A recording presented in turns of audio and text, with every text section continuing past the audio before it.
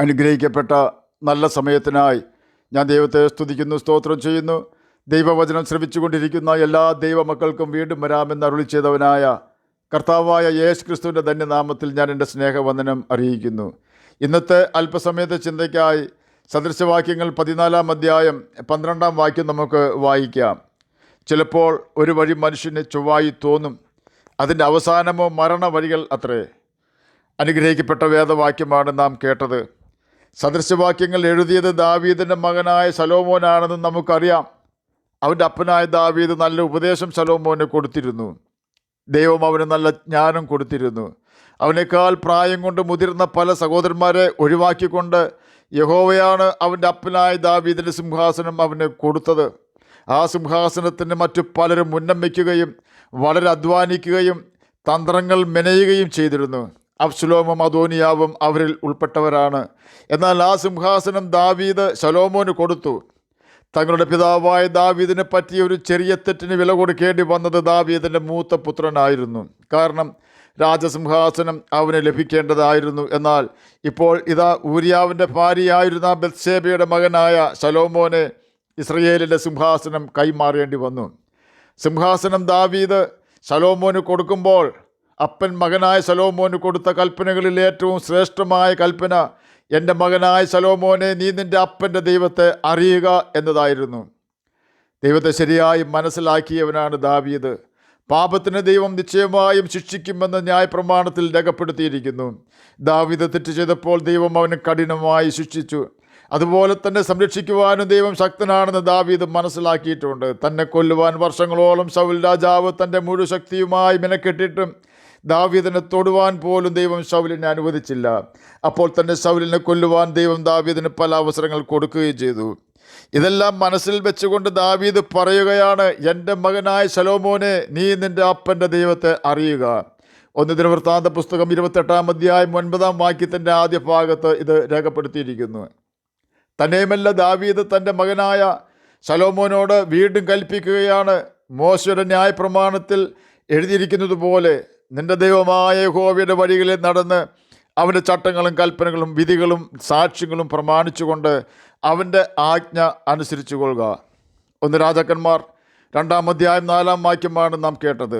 ദാവീദ് തൻ്റെ മകനായ ശലോമോനോട് ഉപദേശിച്ചത് ന്യായപ്രമാണമായിരിക്കണം നീ തിരഞ്ഞെടുക്കേണ്ട ലൈഫ് സ്റ്റൈൽ അഥവാ ജീവിത രീതി എന്നായിരുന്നു.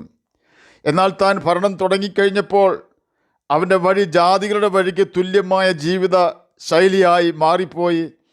ഇസ്രയേൽ രാജാവ് ഇസ്രയേൽ കന്യകയെ മാത്രമേ വിവാഹം കഴിക്കാവൂ എന്ന് ന്യായപ്രമാണമുള്ളപ്പോൾ ശലോമോൻ ഫറവോൻ്റെ മകളെ തന്നെ ഭാര്യയായി സ്വീകരിച്ചു. ഇസ്രയേൽ രാജാവ് കുതിരകൾ അനവധിയായി സമ്പാദിക്കരുതെന്ന് ന്യായപ്രമാണമുള്ളപ്പോൾ ശലോമോൻ മിസ്രയീമിൽ നിന്നും കുതിരകൾ അനവധിയായി സമ്പാദിച്ചു. ഇസ്രയേൽ രാജാവ് വെള്ളിയും പൊന്നും അനവധിയായി സമ്പാദിക്കരുതെന്ന് ന്യായപ്രമാണമുള്ളപ്പോൾ ശലോമോൻ വെള്ളിയും പൊന്നും അനവധിയായി സമ്പാദിച്ചു. ഇസ്രയേൽ രാജാവ് ഭാര്യമാരെ അധികം എടുക്കരുതെന്ന് ന്യായപ്രമാണമുള്ളപ്പോൾ ശലോമോന് 700 കുലീന പത്നികളും 300 വെപ്പാട്ടികളും ഉണ്ടായിരുന്നു എന്ന് 1 രാജാക്കന്മാർ 11 അധ്യായം 3 വാക്യത്തിൽ രേഖപ്പെടുത്തിയിരിക്കുന്നു. ജാതികളിൽ നിന്നുള്ള അഥവാ ഇസ്രയേൽ സ്ത്രീകളല്ലാത്തവരെ തന്നെ ശലോമോൻ ഭാര്യമാരായി തിരഞ്ഞെടുത്തു. തൻ്റെ അപ്പൻ്റെ വാക്കുകൾ കേട്ട് ദൈവത്തിൻ്റെ ന്യായപ്രമാണം അനുസരിക്കുവാനോ ദൈവത്തിൻ്റെ വഴികളിൽ ജീവിക്കുവാനോ അവൻ തയ്യാറായില്ല. അനന്തരഫലമോ ശലോമോൻ ഭൂതങ്ങളെ ആരാധിക്കുവാനും ദൈവം വെറുക്കുന്ന കഠിന പാപങ്ങൾ ചെയ്യുവാനും ഇടയായി. അവൻ്റെ കണ്ണിന് അവൻ തിരഞ്ഞെടുത്ത വഴികൾ നേരായ വഴികൾ ആണെന്ന് തോന്നി. എന്നാൽ ദൈവം അനുവദിച്ച വഴികൾ അല്ലായിരുന്നു അതൊന്നും. നിത്യനരകത്തിലേക്കുള്ള വഴികളായിരുന്നു അതെല്ലാം എന്ന് വളരെ വൈകിയാണെങ്കിലും ശലോമോൻ മനസ്സിലാക്കി. തൻ്റെ പാപപ്രവൃത്തികൾ മുഖാന്തരം തൻ്റെ മകൻ്റെ കാലം വന്നപ്പോഴേക്കും തൻ്റെ മകനായ രഹബയാവിന് 10 ഇസ്രയേൽ ഗോത്രം നഷ്ടപ്പെടുകയും വെറും 2 ഗോത്രത്തിൻ്റെ മാത്രം രാജാവായി തീരുകയും ചെയ്തു. ശലോമോൻ്റെ അപ്പനായ ദാവീദിന് ദൈവം കൊടുത്ത വാഗ്ദാനം മൂലം മാത്രമായിരുന്നു ആ 2 ഗോത്രവും ലഭിച്ചത്. താൻ തിരഞ്ഞെടുത്ത ലൈഫ് സ്റ്റൈൽ അഥവാ ജീവിത രീതി തെറ്റായിരുന്നു എന്നും ആ വഴിയിൽ കൂടി മുന്നേറിയാൽ തൻ്റെ ആത്മാവ് നിത്യനരകത്തിൽ എത്തും എന്നും ശലോമോൻ മനസ്സിലാക്കിയപ്പോൾ സദൃശവാക്യങ്ങൾ 14 അധ്യായം 12 വാക്യത്തിലും സദൃശവാക്യങ്ങൾ 16 അധ്യായം 25 വാക്യത്തിലും ശലോമോൻ പ്രസ്താവിക്കുകയാണ്, ചിലപ്പോൾ ഒരു വഴി മനുഷ്യന് ചൊവ്വായി തോന്നും, അതിൻ്റെ അവസാനമോ മരണ വഴികൾ അത്രേ. തൻ്റെ വ്യക്തിപരമായ അനുഭവം നമ്മുടെ നന്മയ്ക്കായി താൻ സദൃശവാക്യത്തിൽ രേഖപ്പെടുത്തിയിരിക്കുന്നു. ജീവിതത്തിൽ അനേക ജീവിത ശൈലികൾ ഉണ്ട്, അഥവാ ലൈഫ് സ്റ്റൈൽ ഉണ്ട്. ഒറ്റ നോട്ടത്തിൽ ശരിയായ ജീവിത രീതിയാണെന്ന് തോന്നുന്നവയാണ് അതെല്ലാം. ശരിയായ ജീവിത ശൈലി അല്ലാതിരിക്കെ ശരിയായ വഴിയാണ് അതെന്ന് നമുക്ക് തോന്നുകയാണ്. പാപത്തിൻ്റെ വഴികൾ, ദുഷ്ടതയുടെ വഴികൾ, അഴുക്കായ കുറ്റകൃത്യങ്ങൾ നിറഞ്ഞ ജീവിത രീതികൾ എല്ലാം തെറ്റായ വഴികൾ ആയിരിക്കെ അതെല്ലാം ചിലപ്പോൾ നല്ല വഴിയാണെന്ന് നമുക്ക് തോന്നും. എന്നാൽ ആ വഴിയിൽ കൂടി അനേകം ദൂരം മുന്നോട്ട് പോകുമ്പോൾ മാത്രമേ അത് തെറ്റായ വഴിയാണെന്ന് നമുക്ക് മനസ്സിലാവുകയുള്ളൂ. അപ്പോഴേക്കും നമ്മുടെ നല്ല യൗവനം തീർന്നിരിക്കും. അങ്ങനെയുള്ള വഴികൾ മനുഷ്യന് നല്ലതാണെന്ന് തോന്നിയാലും ദൈവത്തിൻ്റെ മുന്നിൽ തെറ്റായ വഴികൾ തന്നെയാണ് അവയെല്ലാം. ദൈവത്തിൻ്റെ സംരക്ഷണമില്ലാത്ത വഴികൾ ആണ് അതെല്ലാം. ദൈവവചനം വായിക്കുകയും അനുസരിക്കുകയും ചെയ്യുക എന്നതാണ് ശരിയായ ജീവിത രീതി അവലംബിക്കുവാനുള്ള ഏക മാർഗം. ശലോമോൻ ന്യായപ്രമാണം വായിക്കുവാൻ സമയം കണ്ടെത്തിയിരുന്നുവെങ്കിൽ അവൻ്റെ ജീവിത രീതി അഥവാ ലൈഫ് സ്റ്റൈൽ ന്യായപ്രമാണത്തിന് അനുസൃതമായി അവൻ തിരഞ്ഞെടുക്കുമായിരുന്നു. നാം ചെയ്യുന്ന ഏത് തെറ്റുകൾക്കും വില കൊടുക്കേണ്ടി വരുന്നത് നാം മാത്രമല്ല, നമ്മുടെ തലമുറകളും നമ്മുടെ സമൂഹവുമായിരിക്കും. ദൈവം അനുവദിച്ചിരിക്കുന്ന ശരിയായ ജീവിത രീതി അഥവാ ലൈഫ് സ്റ്റൈൽ നാം തിരഞ്ഞെടുത്ത് ദൈവത്തോടൊപ്പം ജീവിച്ചാൽ നമ്മെ പാപത്തിൽ ബന്ധിക്കുവാൻ സാത്താന് സാധിക്കുകയില്ല. ഈ യാഥാർത്ഥ്യം സാത്താന് നന്നായിട്ട് അറിവുള്ളതിനാൽ സർപ്പം ഹവ്വായെ ഉപായത്താൽ ചതിച്ചതുപോലെ നമ്മെയും താൽക്കാലിക സുഖവും താൽക്കാലിക ലോക ഇമ്പങ്ങളും കാണിച്ചു തന്ന് പ്രലോഭിപ്പിച്ചുകൊണ്ട് ദൈവത്തിൽ നിന്നും അകറ്റുകയും പാപം ചെയ്യിപ്പിച്ചുകൊണ്ട് പിശാചിൻ്റെ മക്കളാക്കി നമ്മെ തീർക്കുകയും നിത്യനരകത്തിൽ വീഴ്ത്തുകയും ചെയ്യുന്നു. യേശുവിൻ്റെ ആത്മാവ് തരുന്ന ആലോചന അനുസരിച്ച് ജീവിച്ചാൽ നമുക്കൊരിക്കലും ദുഷ്ടന്മാരുടെ ആലോചന പ്രകാരം നടക്കുവാനോ പാപികളുടെ വഴിയിൽ നിൽക്കുവാനോ പരിഹാസികളുടെ ഇരിപ്പിടത്തിൽ ഇരിക്കുവാനോ കഴിയുകയില്ല. ജീവിത വിജയം നേടുവാൻ മനുഷ്യൻ കുറുക്കു വഴികൾ അന്വേഷിക്കാറുണ്ട്. എന്നാൽ ഈ കുറുക്കു വഴികളിലാണ് അപകടം പതിയിരിക്കുന്നതെന്ന് തിരിച്ചറിയുന്നത് ദൈവവചനമാകുന്ന ബൈബിൾ വായിക്കുകയും അനുസരിക്കുകയും ചെയ്യുന്നവർ മാത്രമാണ്.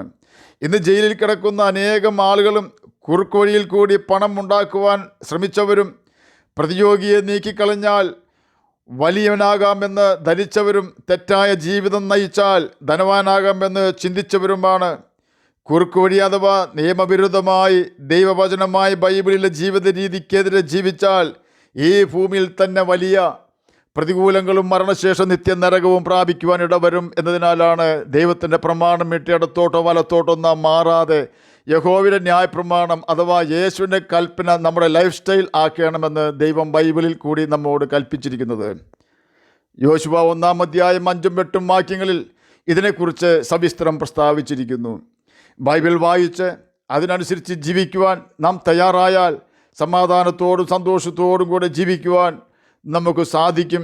തെറ്റായ ഒരു പാതയിലേക്കും തെറ്റിച്ചെല്ലുവാൻ ഇടവരാതെ വണ്ണം യേശു നമ്മുടെ കാലടികളെ ക്രമപ്പെടുത്തുകയും ചെയ്യും. ഒരു വഞ്ചനയിലും നാം വീഴുകയില്ല. ജീവിതത്തിൽ സത്യസന്ധത കൈമുതലായിട്ടുള്ള വ്യക്തികൾ ആരുടെയും മോഹന വാഗ്ദാനത്തിൽ വീഴുകയില്ല. യേശുവിനെ അവൻ്റെ വചനം അനുസരിച്ചുകൊണ്ട് പിൻപറ്റുന്നവരെ ചതിക്കുവാനോ പാപത്തിൽ വീഴ്ത്തുവാനോ ഒരു മനുഷ്യനും സാധിക്കുകയില്ല. കാരണം ദൈവഭയമുള്ള വ്യക്തി എപ്പോഴും നിയമാനുസൃതം ജീവിക്കുവാനേ തയ്യാറാകൂ.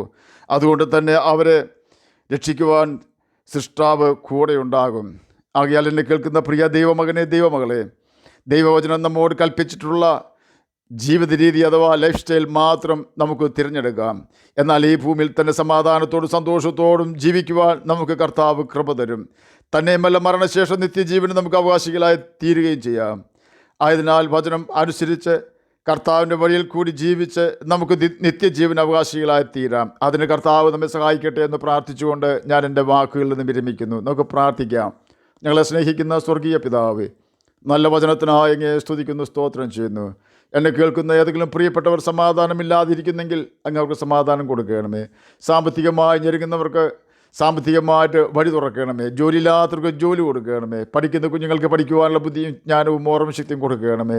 പ്രാർത്ഥന കേട്ടതിനായി സ്തോത്രം, യേശുവിൻ്റെ നാമത്തിൽ തന്നെ ആമേൻ. കർത്താവ് എല്ലാവരെയും അനുഗ്രഹിക്കട്ടെ. സ്തോത്രം.